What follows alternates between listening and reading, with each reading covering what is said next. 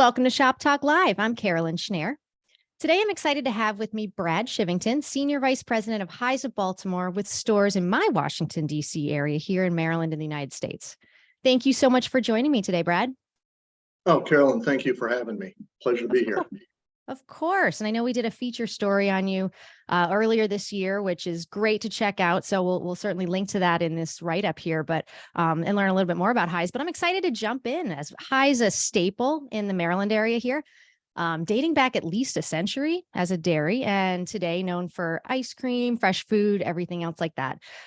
So I'll let you talk a little bit more about what we have there in terms of food service, because that's what you are really known for in this area. And I can tell you firsthand, it is good. And so I wanted to kick us off with some store photos, if that's okay. We can show off a little bit about your gorgeous stores. So I've had the pleasure of shopping in Highs, as I mentioned, and this is in Baltimore. It's a little bit north of me here. I'm in Virginia. And this is the inside and outside of the newly remodeled or relatively newly remodeled stores that you guys have. And you can talk to us about how that came about. And as I mentioned, I've had the pleasure of shopping. That's my son, actually. And you can tell he really enjoys the food service and the ice cream, of course. But you have such a cool history going on. And Brad, I was wondering if you could tell us a little bit about the history of Highs, because it's interesting, because yours is a little bit different than a lot of stores where you had a lot of stores, then you had fewer stores, and now you're back to growing again. So go ahead and just take me back to the beginning, which I know you weren't there, but if you could tell me a little bit about Highs' journey. Sure, be glad to. And it is an interesting journey. I mean, Highs originally began as an ice cream parlor in 1928 in Richmond, Virginia, started by L.W. High. Started the company, and it grew, and then they eventually sold to another organization, a milk co-op, and they continued to grow ice cream shops, ice cream parlors, made their own ice cream. And at one point they had like nearly 500 ice cream shops up and down the East Coast, a very well-known brand. Later on, they evolved into the convenience store business, and at one point there was about 350 locations on the East Coast, primarily West Virginia, Maryland, Delaware, Mid-Atlantic region of the United States. In 1987, they sold the majority of the Virginia and West Virginia sites to the Southland Corporation. And in 2012, the Phelps family, who own Carroll Independent Motor Fuel, bought the remaining Highs locations, primarily located in Maryland, the Mid-Maryland, Northern Maryland area. And that's an interesting story, because the Phelps family had been around. Their business started in 1907. So you have two long-term companies that have come together, and the Carroll company started as a coal delivery business for home heating with coal back in 1907, moved into the home heating oil business. Then they moved into the fuel transportation distribution business. They moved into the dealer operations. And today we operate the 60 Highs locations. We have 300 plus dealer locations. We purchase and distribute our own fuel. And we have a commercial sales team that services over 3,000 accounts. So quite an evolution. And the piece that I get to lead and direct is the Highs team and that group. We've been having a lot of fun with that. I've been on board since 2017. Okay. Well, I know Highs. You talk to anyone who grew up in this area, they know Highs, whether it's the older version or the newer version, but especially the newest version, have nothing but great things to say. It's a brand that folks have grown up with, and I've been in this area for 30 years. And, anybody I've talked to that was born in Maryland goes, oh, of course I know Highs. So, you're definitely, you are one of, probably, I would have to say, one of the oldest, brands outside of maybe 7-Eleven and the Southland Corp here, because although, what a lot of our, viewers know are Wawa and Sheetz and, even Dash In, but a lot of those are newer. So you guys have been around a lot longer than those. Yes, long heritage, and I think we've put a big focus on reinventing ourselves, staying true to our heritage core, and staying relevant to the consumer of today. So that's been a big focus. Well, that's a perfect transition because I do want to talk a lot about that and how you are staying relevant, how you're keeping relevant, and how you're just excelling in all avenues. And the three things I want to talk about are food and beverage and your customer experience and employee engagement. Three things that is hard to compete on in this area, and you're nailing it. So we're going to talk a little bit about food, which is really important, especially in this area. And you can tell we showed some photos about that earlier. Especially my son, who had several of those ice drinks that day. I think we were in the store for a little bit, and he certainly loved it. He still talks about them. So we stop by when we're up in Maryland at soccer games and whatnot. So let's talk a little bit more about food. Would you mind telling us about your food service strategy and how you got there? I know you started with some ice cream, but it's certainly much more than that. Yeah, I'd be glad to. When I came to Heinz in 2017, we quickly identified some focus areas that we needed to concentrate on. One was the facilities and the brand that we had. At the time, we'd had a tired brand, a variety of stores over the different eras that had not been touched, not necessarily most up to date and relevant for the consumer today. We looked at the food and ice cream piece. We had a heritage brand, but also the ice cream had gotten kind of tired and became an afterthought.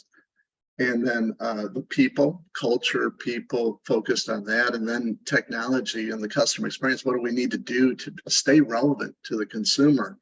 And in the food arena, as you mentioned earlier, we're in a very competitive market. We got the best of the best that we're competing with, all the big names, well-established names in convenience and food in our part of the US. And we said, we looked at how do we combine a 15-year journey into a 5-year plan to get caught up and get relevant. So we've been running very hard to improve our offer and things. We chose in the food, we wanted to go the proprietary food route versus a branded food offer. And we looked at what would be what we established 4 really core areas that we could concentrate on for food. Obviously, one was ice cream because of the heritage and the nature of it, but how could we make ice cream fun and exciting, upgrade the product? And we established a super premium brand, and not only with packaged ice cream in the store, but with the hand-dipped ice cream and milkshakes and other dessert treats as a draw. And it's a point of difference. Not a lot of our competitors are really in the ice cream segment. The second thing we looked at is chicken, and in the Mid-Atlantic region, chicken and fried chicken is a staple. And we developed a fresh, not frozen, marinated, special herb seasoning blend for our fried chicken. And that's been a tremendous piece of business and growth for us, and very well received by the consumer. And the third piece was pizza. And who doesn't love pizza? And looking at ways we could deliver a fresh, personal size or take home pizza to the consumer, fresh toppings, good ingredients, and had a great deal of success with our hand toss. We call it our hand toss fresh pizza. And then the fourth component was really just being in the Mid-Atlantic area. We said, what regional things could we develop in food offering that would resonate with the consumers in our market? And being in Maryland, crab cakes are a staple. So people said, convenience stores can't sell crab cakes. Nobody's going to want to buy crab cakes from a convenience store. Well, we've developed a delicious jumbo lump crab cake that we can sell as an entree or as a sandwich, and very well with that. Rockfish is a well-known fish, very popular in the Chesapeake Bay area. We have a rockfish sandwich. Pit beef is also a popular sandwich option. And so we looked at things that we could point to as signature sandwiches and items that would be a point of difference and tie into the relevance of where we're at and resonate with the consumers in our market. We also looked at the beverage aspect and, made a decision to go bean to cup on coffee for the fresh ground, fresh brewed coffee options. We've also looked at enhancing our cold beverage lineup with a full array of handcrafted sodas, teas, lemonades.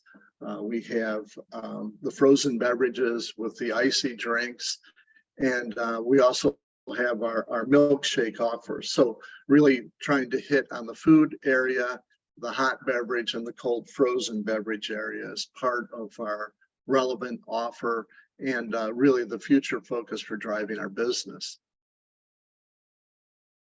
Well, I think you found, I mean, you're right. Crab cakes, by the way, if you're watching and have never had one, they are amazing.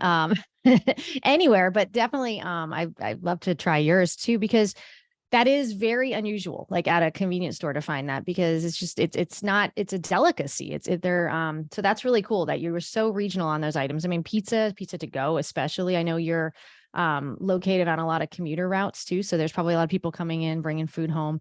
But the ice cream, like you mentioned, I cannot think of a single other convenience store that you can go in and get like a real scooped ice cream like that. And that's really cool, because I know I've come from my daughter's soccer games and we're coming home, and that's a perfect spot. And then while you're there, you buy something else. Mom gets a coffee because you've been up since 6 o'clock shuttling kids everywhere. Wait, it's already dinner time and I've been to a soccer game all day. Let's bring a pizza home too. So you can nail every segment of it, which is really awesome that you have that. And I've eaten some of the fried chicken, and it is amazing. It is good. And it is, it's hard to find good fried chicken. I mean, there's a lot of it around here, but once you find one, you certainly stick to it. And I know the reviews on Google talk about, with several of your stores, how much people like absolutely love their chicken. So, so that's a great, amazing choice. And I love how you're staying local too, because it feels more sustainable. And you can talk about, helping those, especially in the Chesapeake Bay, when it comes to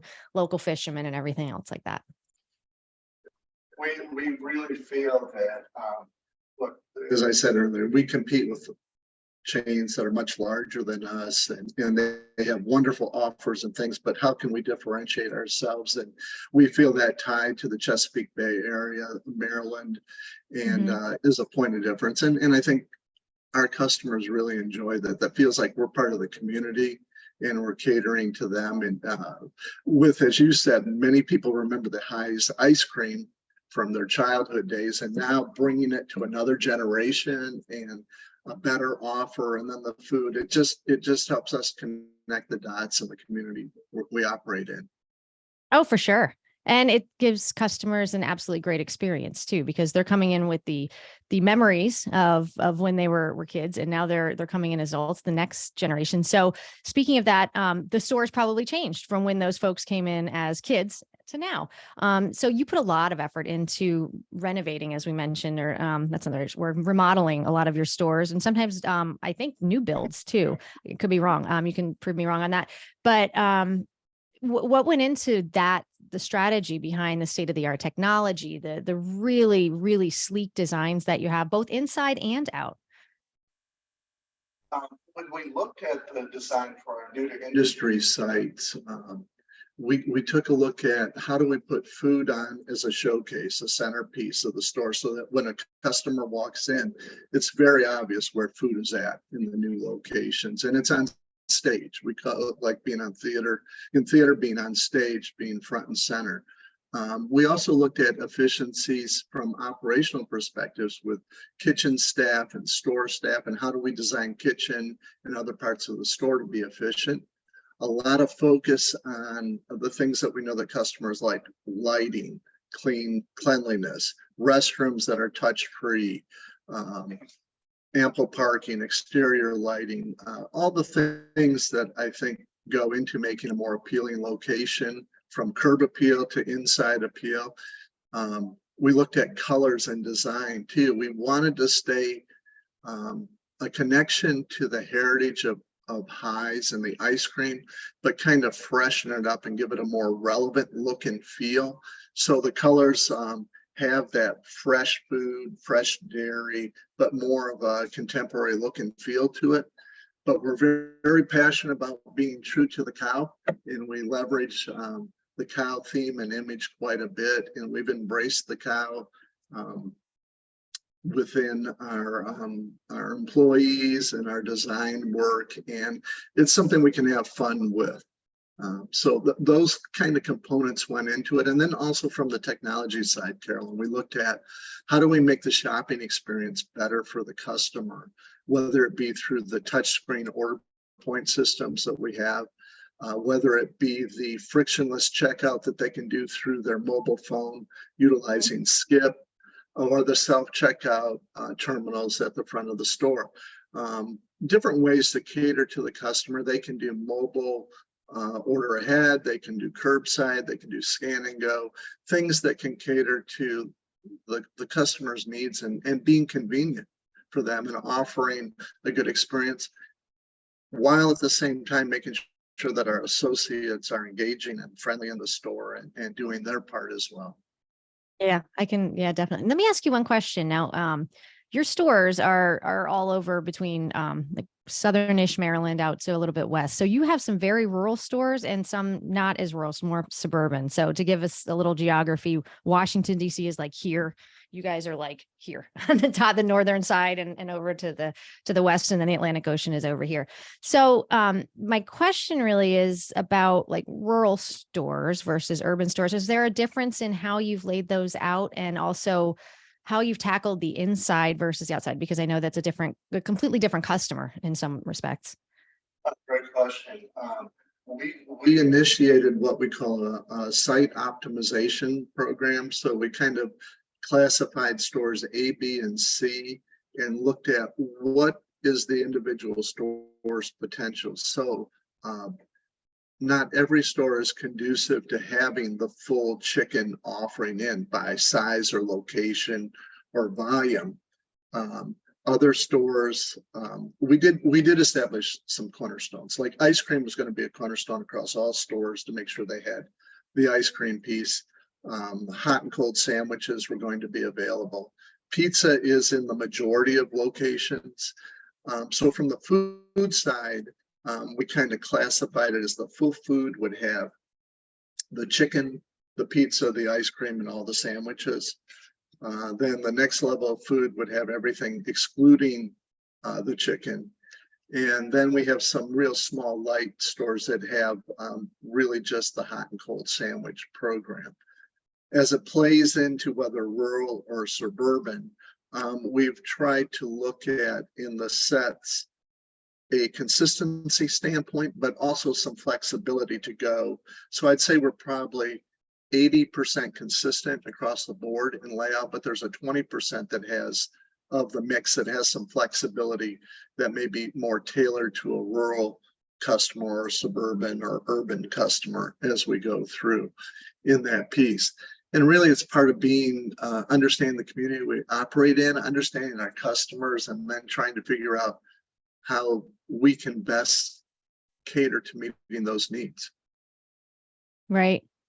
Well, that makes sense. I know if you get down into like especially the Eastern Shore, I mean, you're going miles and miles without passing anything for a while. So I can certainly see how you'd have to change that up. But then you become even more close to the community, which actually brings me over to my third point and question area is about employees, but also the community interaction that you and they have. And I know you guys worked with a lot of different national and local charities and community organizations, which is really cool. So I was hoping you could talk to us a little bit about that and how this weaves into employee engagement as well. Well, I think as we started on this journey just with employee engagement, I put a challenge out to our team is really to be on the front line, spend time with our associates, be in the stores, talking to associates, understanding what's important to them, what's relevant to them, what do they need from us, relating to them, and not just being a corporate office and store location. So pretty much weekly or every other week, we have a number of our team that is out in the field engaging with our stores. We do employee surveys on a regular basis. We have roundtable sessions with them. It's like, how do we become a better employer of choice with them? How do we help them to be more successful at their job? How do we help them grow? What are they aspiring to do? And for some, it may be a career path in our industry. For others, it may not be, but how do we help them on that journey as they go along? Our team, everybody from the corporate office down to site levels, focused on looking for talent and promoting the brand. And then also not just looking for talent, but how do we train them and how do we retain them to help them on that journey? We again, with our Kyle theme, our associates all go through MOO training. So it's a multi-staged training process for them to move them along and develop with different skills and progressions to help them. We do Employee Appreciation Week. We try to have a lot of fun in the store. I mean, work is work, and it can be hard, and it can be there can be good days and bad days with it, but we try to show them how to have fun at work and how we can lighten the mood a little bit. Look, we connect with our customers. They're coming in. We might be the interaction that helps them change the day that they're having, or brighten their day, or be a good spot. And we know so many of the customers because they're regulars and they come in several times a day, several times a week, and to connect with them. Employee Appreciation Week, we have a lot of fun. We have dress up theme days. We have cow theme dress up day, sports theme, superheroes. We do a variety of things like that. Oh, cool. We have contests and rewards for our employees. New product and items, they'll get first trial of them. Oh, that's We neat. work with our vendor partners to make sure that for them to understand it and sell it, they have to try it. So give them something in that arena. And then in the community piece that we operate in, it's like we have some major national charities we partner with in causes, but we also want to have that connection locally. So it might be the animal shelter in a particular county or community. It might be the food pantry. It might be a veterans group, different things that we can connect with that says, hey, we're here, we're part of the community, and we care about you and want to help. And we may do that through, we call it could be a roundup program where we do the change roundup on the dollar transactions and donate that to the organization. It could be through coffee cup or fountain cup sales, donating a portion of the proceeds. It could be donating product as needed. We try to tie into fairs and festivals and events going on in the community, and not just from a corporate standpoint, but try to get our local management team, our local store teams involved with those events as well. And we feel that it just helps the culture, helps the community, and ties everybody together, that we're in this together. Oh, sure. It's your friends, your neighbors, they're, they kids, family members, that's the best way, not only to grow the loyalty amongst each other, but the customers as well. I wanted to ask one question in terms of, obviously the attracting employees, getting people to even show up to apply and then show up to the interview is hard. And that's across the board, across the world, I think too. And one of the things, we talked about in the article is pay. And I know that that's, here in the US, we have, minimum wage and everything else like that, but has between, like, what do we use to attract to get people to want to apply everything, or is that not even an issue with you because it's such a community spirit? They're like, of course I want to work at Highs. I'm going to go right there. Oh, I wish it was that easy. It's an everyday task to do. And I think, as I said earlier, from the corporate office down to the front line, that we all are focused on looking for talent and recruiting, because the employee population out there has so many options and choices right now, and you got to find a way to get your voice heard and stand out and be different. So pay is one aspect of it. I think the things we talked about in the employee appreciation and having fun at work is another piece. I mean, we've done a lot of things, from dress code and attire and things that may have been against policy years ago to now being what's relevant to the workforce today. And at the end of the day, delivering on that customer experience is really the most important thing, that associate engages with the customer and gives them a good experience. You know, if they have multicolored hair or piercings or tattoos, or they're wearing jeans, is that as relevant as the experience that the customer feels? And we've kind of focused on that aspect of it. We have benefits for part-time employees. Wow. Medical benefits is a big issue. So we have full-time and part-time, different ways that our population can participate in that. We have tuition support reimbursement. We have different things. We try to look in our benefits package and how do we communicate that out.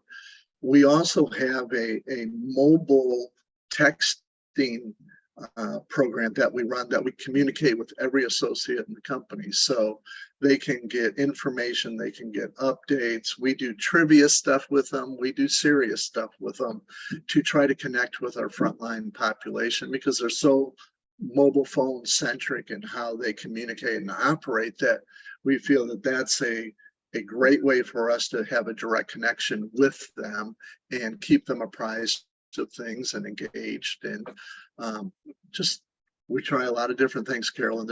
I don't think there's any one answer out there. We do have regional recruiters out there that are looking as well for talent. We do job fairs, and we put a lot of focus too on referrals. Like, if we have somebody that's working for us and they enjoy working for Highs, who else do they know that might want to come and work and be part of the team? And family and friends is a good source for helping with that. Yeah, for sure. For sure. Well, that is amazing overview. I truly, truly appreciate you sharing that with us. One last question. I don't think I actually prepared you for this, but what do you see for the next 20 years for Highs? I know that's a very, very long time frame, but where are you going next? We continue to look at, we've not completed, as I mentioned earlier, all of our site optimization piece. So we have stores we're still continuing to touch in the existing legacy stores, like stores that we can add more food to and continue with the reimage piece. We have some new to industries on the horizon that will be developed. We also have looked into other revenue producing streams. Like, we recently just opened our first tunnel car wash, and it's adjacent to our newest location. And really looking at the car wash business, particularly the tunnel car wash, as a new revenue stream and source to tie into. And since we've been open, it's been exceeding all of our expectations. And it's kind of a evolution in the car wash business from the traditional in-bay rollovers to the tunnel piece. So we've had a lot of learnings there. So we're looking to grow that piece. We're also looking to grow. We have new to industry, we have acquisitions that we're constantly looking for. And also within this network of locations that we have, dealer sites, company operated sites, we work between both units. Is we may have an old underperforming High site that would be better as a dealer location. We may have some dealer locations that might become a good Highs location to redevelop. We're also looking at some things for how can we take our programs into our dealer network a little bit more to help grow the brand, help them grow their business in the food or ice cream arena. So there's many different things on the horizon. Continue to work with technology too. We're looking at with AI pieces and how to use that to leverage for understanding our customer and our data better. Loyalty program, we're on our 2.0 version of our mobile app loyalty program.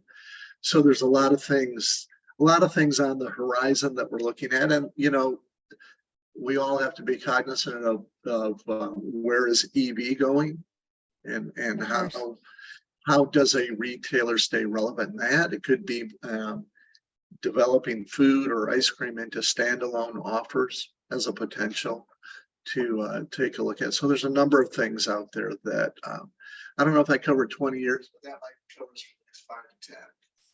Well, it's enough to keep you busy for at least the next year or so, I'm sure. Exactly. Exactly. Well, thank you so much. This has been wonderful to hear our audiences from around the world. So if you're ever in the DC area, give us a shout, give me a shout. We'll get you over to Highs. I'm still pushing for you to open some up down here in Virginia, but maybe that's in the 20-year 20-year forecast as opposed to. You never know. You never know. Well, if you do, give me a call. So Will do. Brad, thank you. Thank you so much for joining us today. This has been a fantastic episode. Do check out the article that we have on globalconvenienceStoreFocus.com that goes into a little more detail, has a few more pictures about Highs. And in the meantime, thank you so much for watching. Thank you, Carolyn. My pleasure.